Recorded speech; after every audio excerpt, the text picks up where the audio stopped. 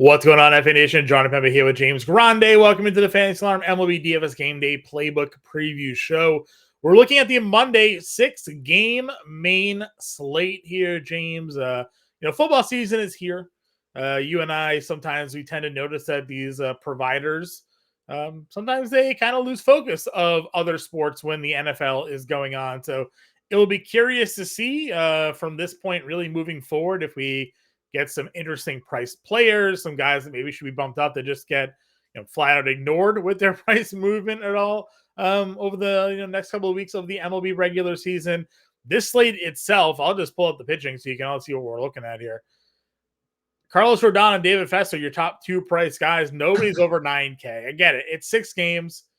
You deal what you can with the schedule makers. But there's some choices. There are some choices that will be made on this slate. Wow, that was an elite setup there for you, John. Yeah, I mean, it's an interesting slate. 6 games, not good pitching, really. A lot of bad teams too. I mean, the White Sox. Actually, I take that back. Mostly good teams, but the White Sox exist. So, yeah, I mean, it'll be an interesting slate. You'll be able to get whatever you want, right? Because you're not really spending up a pitching. There's no surefire number one. Yeah. There's no 10K pitcher. There's no even 9K pitcher. So you'll be able to get whatever you want offensively. You'll just have to obviously take your stands and follow the data and hope you're correct. David Festa is not somebody that we have generally paid this price tag for. No, but he is pitching. He is pitching very well. He's pitching well. Last 2 starts. Hasn't gotten a win in any of his last 3. But 21 and 17 fantasy points. We have talked a lot that at the minor league level, David Festa was racking up a lot of strikeouts. Yes. And he was not really showing that yet at the major league level. 7 strikeouts in his last 2 starts, though, certainly encouraging. Obviously, a reason why he's getting the price bump as he's had the last couple of matchups as well. Home start against the Angels. We know the Angels are not a great offense here. If you're spending up like on this slate, is Festa like your core plug? Like, how do you approach your 8K and above tier here? Bayo, Singer, Bassett, Festa, and Rodon. Yeah, I mean, I'm definitely good with Rodon because you were just talking about the strikeout stuff. There's no one on the slate that has the elite strikeout stuff like Rodon, right? Like You're just talking about when you're just talking about pure strikeout equity. Nobody else has Rodon's consistent number there. I mean, 172 strikeouts and 152 innings.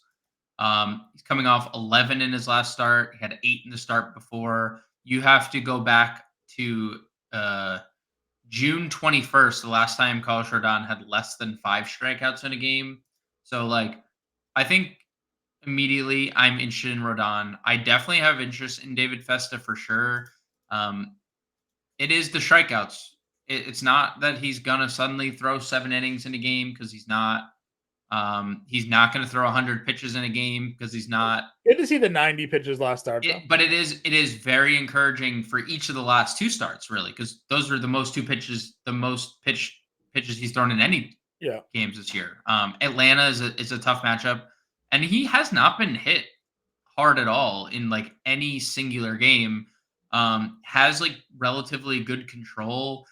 So, yeah, I mean, I'm definitely interested in Festa. He's well over a strikeout per inning. We know the Angels have been a team that has hit for a little more power, and you've heard me talk about that a little bit.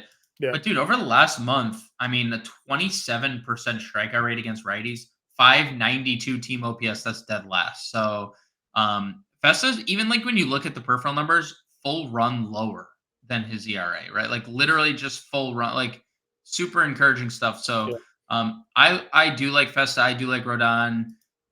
Very indifferent about Bassett. Who knows what's happening with him this year? It's very hard to predict. Maybe he just wants to pitch against the Red Sox because the only spot he pitches well is the Red Sox. Everything else is very unpredictable. 10 hits against Philly, but yet only 3 earned runs. At 7 strikeouts. Brady Singer against the Yankees. in Yankee Stadium doesn't seem like a great spot for Brady Singer with how bad he's been on the road. The Bayo thing is a little bit interesting to me. Like Baltimore, so many lefties in that lineup, though. There's so many lefties. Also, against right-handed pitching over the last month, Baltimore's 23rd in OPS. They have a 148 team ISO, which is 22nd. Like they're bottom 10 in every offensive category against righties. And I agree. We've talked about lefty power against Bayo all year long.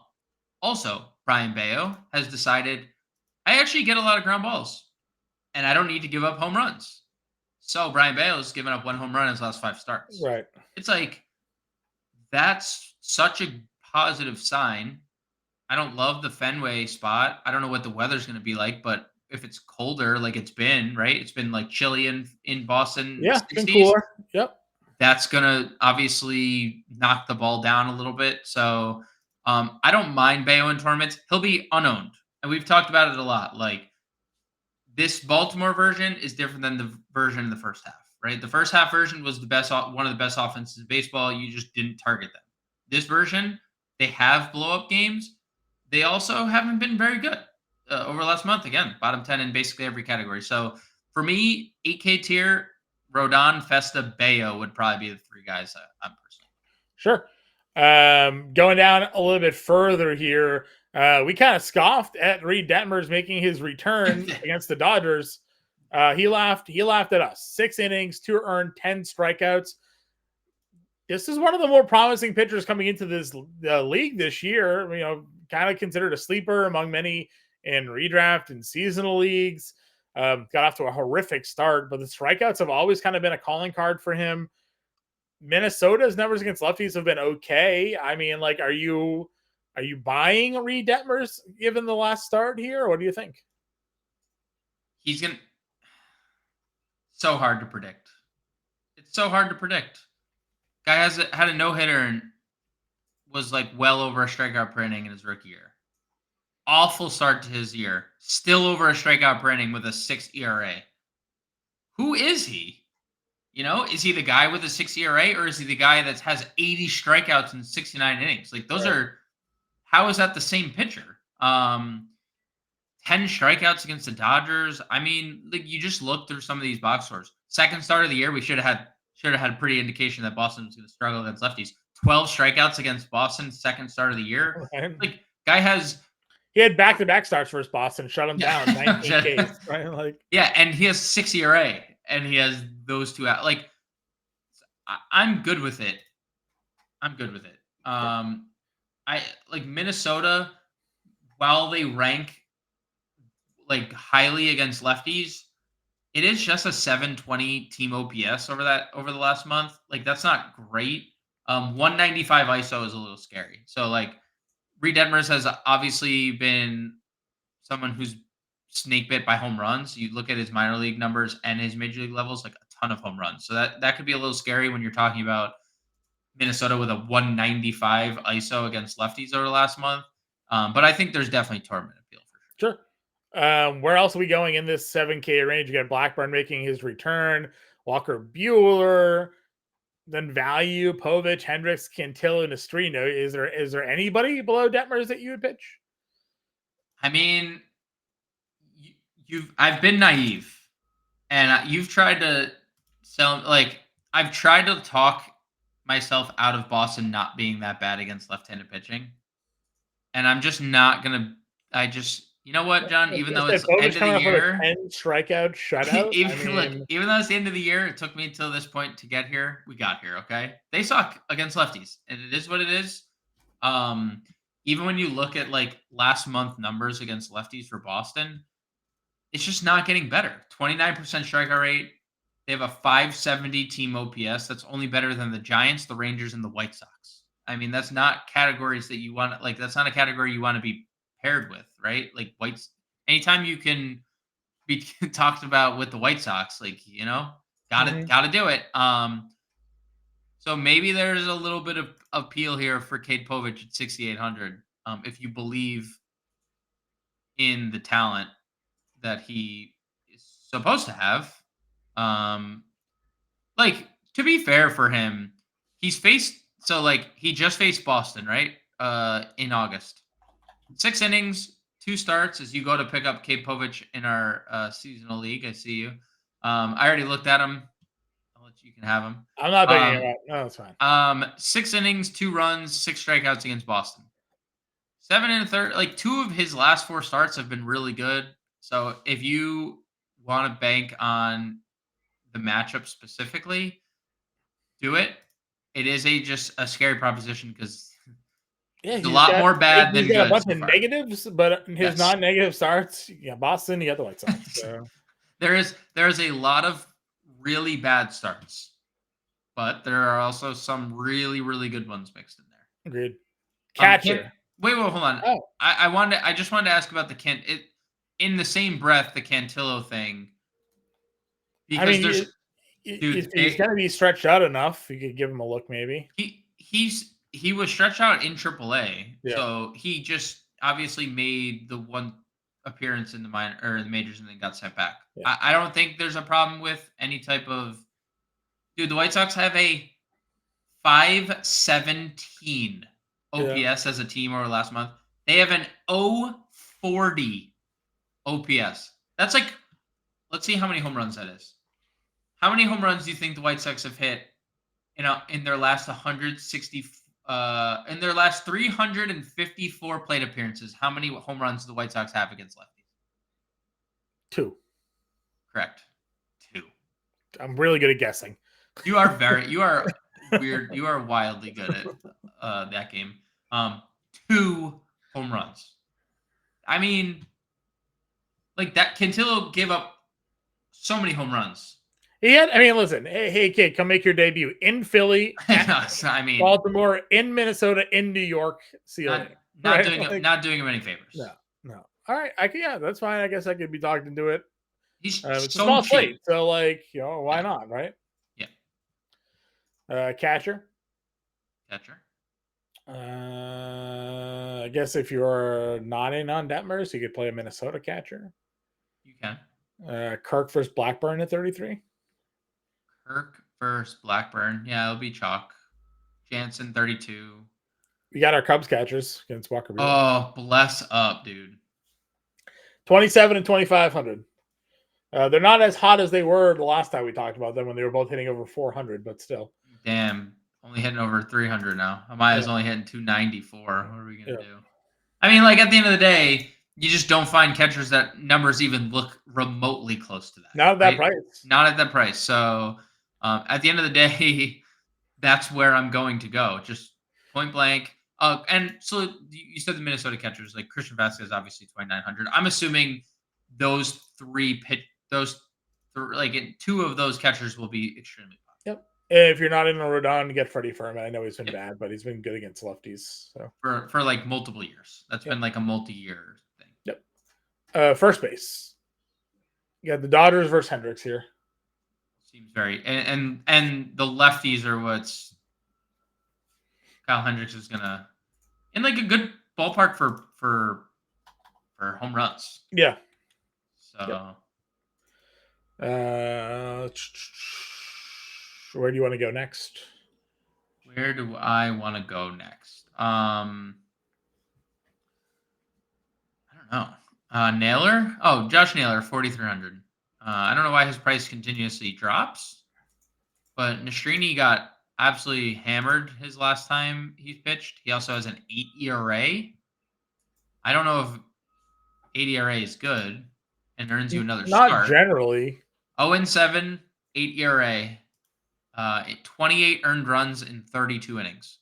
He has 32 innings, John. He has walked 32 batters. Not good. He has struck out 24 batters. Even worse. So I will be playing Guardians personally. Josh Naylor 4,300 feels very criminally cheap. Okay. Bush and Horwitz there, 39-38. Spencer Horwitz on a little power surge over the weekend here. A lot of home runs hit. Yep. This guy's been hot. Any value that you'd go to? I mean, I would still play Andrew Vaughn. I would still play Andrew Vaughn. Okay. And Manzardo for sure. This is the Pujols Goldschmidt thing where one of them's cheap, one of them's expensive. You can play either of them. I was thinking about this last night or the other night. Why does Shohei get first base eligibility, but nobody else he has never stepped foot at first base? Why does he? I've said this a lot. It makes no sense that he stays first base eligibility. But like when a team has like this, where you've now had multiple games, right? Multiple samples of two guys playing the same position, and that's it. Why doesn't one of them have outfield, like Manzardo or Naylor, right? Like we are handicapped, but the Dodgers are not. Yep. Where we can just actively play Shohei Ohtani at whatever position we want, which is just not fair. Agreed. Second base. Jackson Holliday is your second highest price second baseman. Your highest price second baseman. Why? He has not been very good. No, why? Jimenez, I guess, is where we'd go, right? 41? Yeah, for sure. That's your chalk second baseman. He's been really good. Power, speed, hitting second. Yeah, that's your spot. Gavin Lux, 38. Gavin Lux, 38 for sure. They moved him down in the lineup, but I mean, still a great play. Will Wagner, 31. Romy could go Romy. Dude, Romy's coming off a big boy game. Yeah. And he does that against lefties. Where does he get 3 stolen bases from? He does that against lefties. Like anytime there's a lefty, he does that. Yeah. He's got 10 of the year. He's got 3 yesterday. Let's sit. As you pick up Andres Jimenez as we're going through second base. No. All right, third base. I guess we talked to Streety enough, so Ramirez would certainly be a play. You got Jazz in New York at 52, Royce Lewis 51, Muncy 48. All of them are obviously fine plays. Devers would be the fade of that group. Yep, agreed. Still just not paying for Rafael Devers right now. Yeah, no, I agree. Vientos obviously has a lot of power, but Bassett just doesn't really give up much to righties. So, yeah, I mean, he doesn't discriminate who he's going to homer against. That's no. He has those like massive gaudy numbers against lefties, but like I feel like all of his home runs lately have come against righties. Yeah. Like he's just crushing. Dude, he's hitting 290 with a 900 OPS, right? Like this is no longer like the Vientos hitting 240, and he's hitting third and third, like just right in the middle of the lineup. Like earlier this year, we were playing against lefties since he's only hitting 400 with like 1,000 OPS versus lefties, but couldn't touch righties. Now he's just a complete hitter, right? It's like it's crazy. It's like MLB.com where that was sharing the Brent Rooker numbers. Like nobody's paying attention to what Brent Rooker's doing, so he's hitting 335 homers right now. Dude, bizarre. Guy wasn't an all-star this year. I don't know. You figure it out. He was an all-star hitting 240 last year, by the way. Yeah, no, guy's probably an MVP candidate, but not an all-star. Any other year that like Judge and Witt aren't doing what they're doing, Brett Rooker is literally winning the MVP. I mean, yeah, 335,000 OPS, like, and just like whatever. He plays in Oakland, soon to be in San Francisco. Yeah, whatever, no big deal. It's just wild numbers there. Ernie Clements 38. I'll do that. Bargers 32. I mean, like if you want to play KC, like DeJong, I know he hasn't been good against lefties, but I'd say you'll always kind of touted him against righties. I don't know. The Angels hit Charles LeBlanc third on Sunday, which I found weird that they hit him third, but he homered when he hit third. So if you want to play Charles LeBlanc at $2,700 against Festa, who's going to be popular, you can always be different than the field, right? Sure. Shortstop. Feels like you want to go Francisco Lindor here. Yeah. I mean, you could Witt's really struggling right now. Gunner's really struggling right now. Actually, Gunner's been better, but Gunner got robbed of a 3-run homer by Jose Siri yesterday. He did. I saw a little hat tip to Siri as well. Gunner's actually been heating up, so he's good. Yeah, Lindor's there's been 3 straight games at a homer for him. doing 3 straight games That of home not run. happened. So. Yeah, and then after that, three hit game. So Gunner's heating up. Lindor's obviously been incredible for a really long stretch. You could play Witt. I don't have a problem with Bobby Witt, but No. he's just obviously been slumping. He's hit, which isn't really surprising because the outfield in Kansas City, he's hit way more home runs on the road this year. Yeah. And I do think that does factor in to the outfield in Kansas City. And obviously, he's going into a good home run park in Sure. So, Dancy's 39. Dan's been amazing.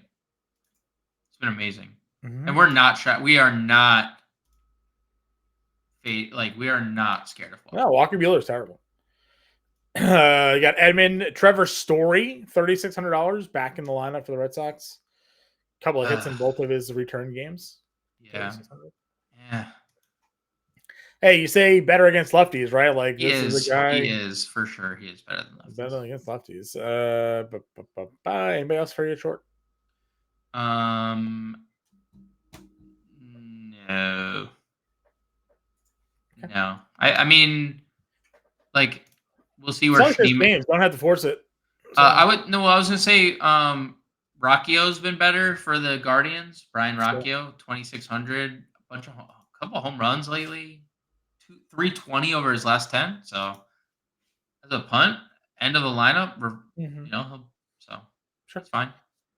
Outfield we go.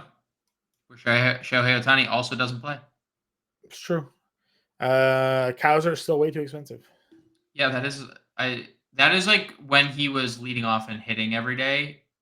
He is not. He is not. Tyler Neal double donged. That's all he does. 3 RBIs, 2 homers, 3 RBIs. That's actually super impressive that that's not 2 RBIs. 2 for 2, yeah. Dude, he has, like, if you 2x his home runs, he'd have more home runs than his RBIs currently. That just doesn't feel correct. Yeah. But this is a super appealing outfield, obviously. Like Soto, I think Soto stands out really, really well. Brady Singer's been awful on the road against lefties. And Soto obviously is what he is, but this is definitely a Soto spot. And Judge is struggling. Not that I wouldn't play Aaron Judge, but Soto, Mookie Betts has been incredible lately. I mean, that guy does something big every game. Everything Mookie Betts does is like double, 3 RBIs, home run, grand slam, triple, steals home. Like, it's just crazy. All these Baltimore bats are getting like Coors Field pricing here. They are. Mullins is 46. Like, I mean, is it going to be like 95 randomly in Boston tomorrow with like 25 mile-an-hour winds blowing out? Like, what? I don't think so. That'd be a surprise. Let's see. I mean, I live 10 minutes outside of the city, so no, I'm not.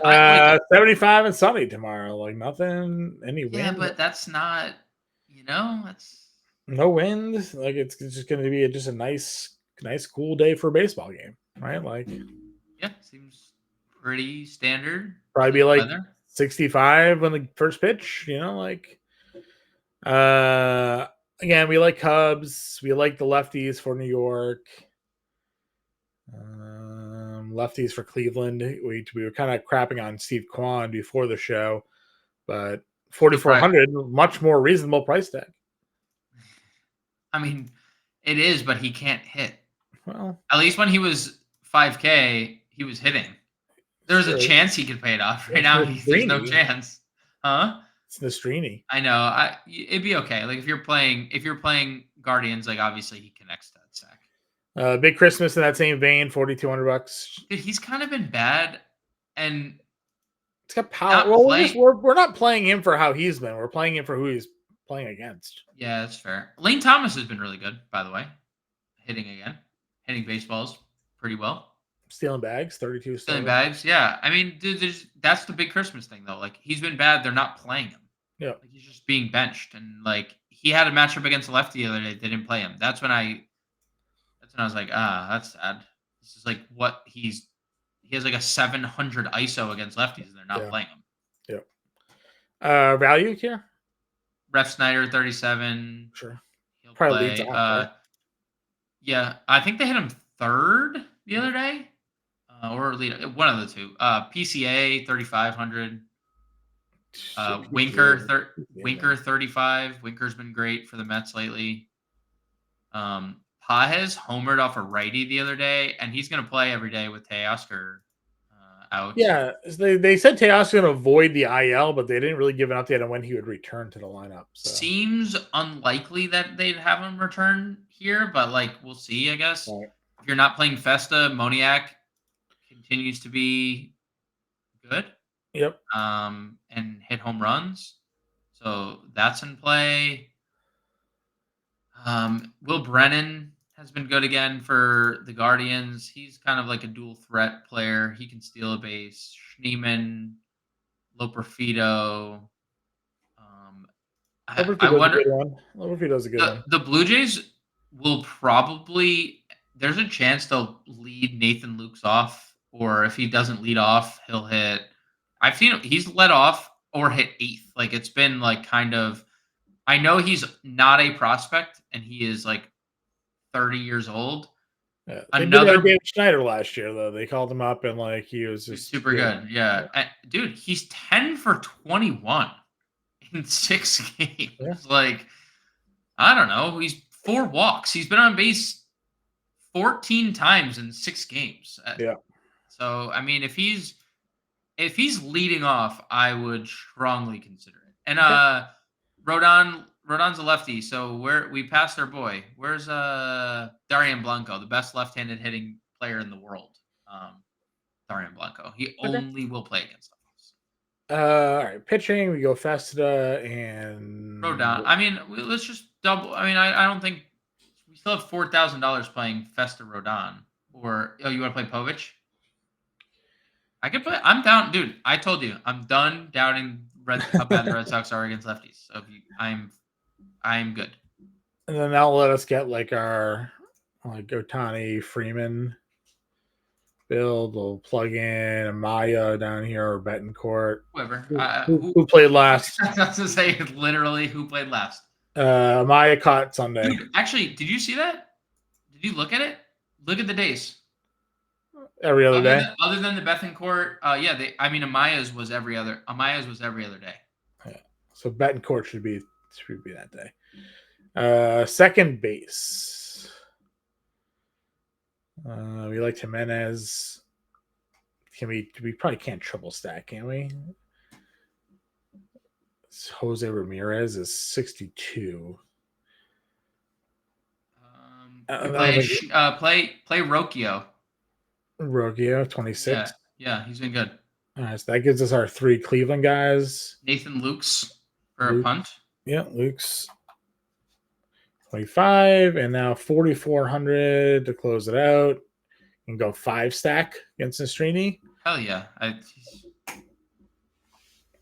4 stack, not 5 stack. Festa, Povich, Betancourt, Freeman, Jimenez, Ramirez, Rocchio, Ohtani, Lukes, and Kwan. I guess my question is, would you rather Betts or Ramirez? Mookie. Probably. Dude, he's been so good. He has been so good. And then that gives us a $4,300 third baseman. Miranda's in a good spot. Yeah. I know I'm fine with it. He's been good. All right. So that gives us Festa, Povich, Betancourt, Freeman, Jimenez, Miranda, Rocchio, Ohtani, Lukes, and Betts with $300 left over. So we're 3 stack in the Dodgers. Top 3 hitters. Can't really go wrong with that too often. We'll be back 5 p.m. Eastern time live stream. Myself and James Grande. Henry Wilson's got your playbook for Monday, so be on the lookout for that. We'll catch you later.